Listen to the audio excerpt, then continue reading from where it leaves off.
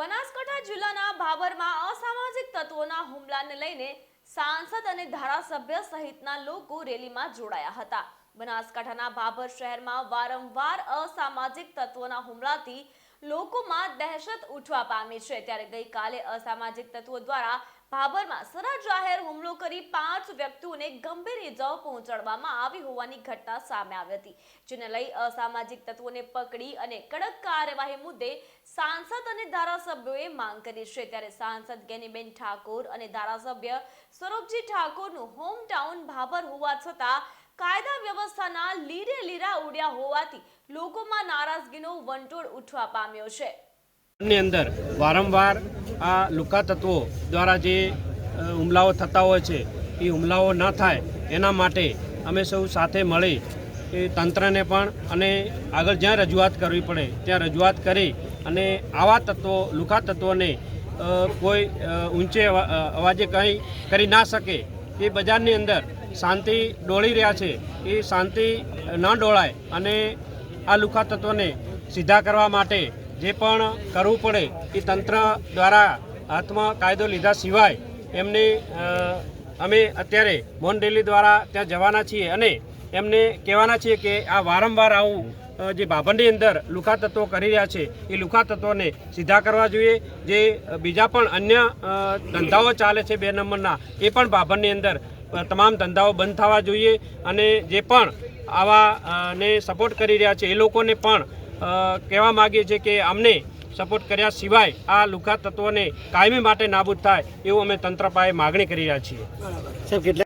જે એમના ઉપર હુમલો કરવામાં આવ્યો અને આ વિસ્તારમાં ભાભર સિટીનું અને આજુબાજુનું વાતાવરણ ડોળીને અસામાજિક તત્વોએ પોતાનો મનસૂબો અને પોતાની દાદાગીરી એ બહાર લાવવા માટેના તે પ્રયત્નો કર્યા છે અને વખોડી કાઢીએ છીએ।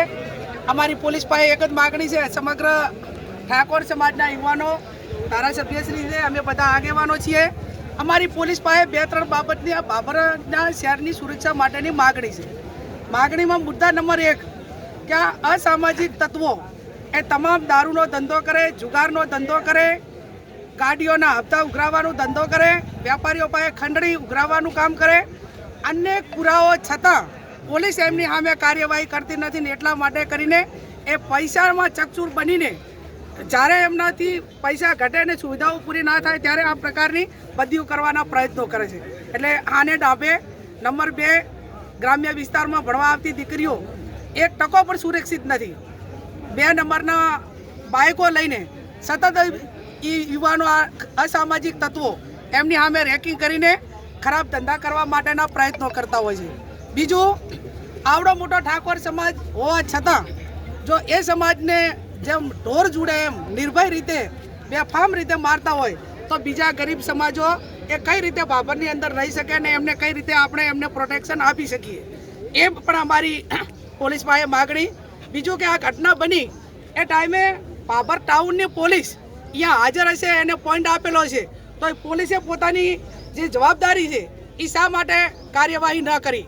જ્યારે એ લોકો મારીને નાહી ગયા અને એમ્બ્યુલન્સ આવી ત્યાં સુધી પોલીસનું કોઈ કાર્યવાહી નજરની સામે નથી આવી। બીજું, બજારની અંદર હોન્ડાથી લીધેલા બાઇકો હોય, બીજું અન્ય ઉઘરાણી હોય તો જે તે એજન્સીઓને કરવાની હોય, પોલીસને કરવાની હોય, એના બદલે અસામાજિક તત્વો એ આ વારંવાર હોન્ડાવાળાના બાઇકવાળા પાસે હપ્તાને ઉઘરાણી કરાવતા હોય છે અને એના હિસાબે અવારનવાર આ બબાલું થતી હોય છે। એટલે આ કેસમાં અમારી ગંભીરતાપૂર્વક પોલીસ પાસે માગણી છે, તમામ આરોપીઓને પકડીને જેલને હવાલે કરે અને જેમ રાજ્યના ગૃહમંત્રીએ કીધું કે અસામાજિક તત્વો જે તે ટાઉનમાં છે એનું વરઘોડું કાઢવામાં આવશે।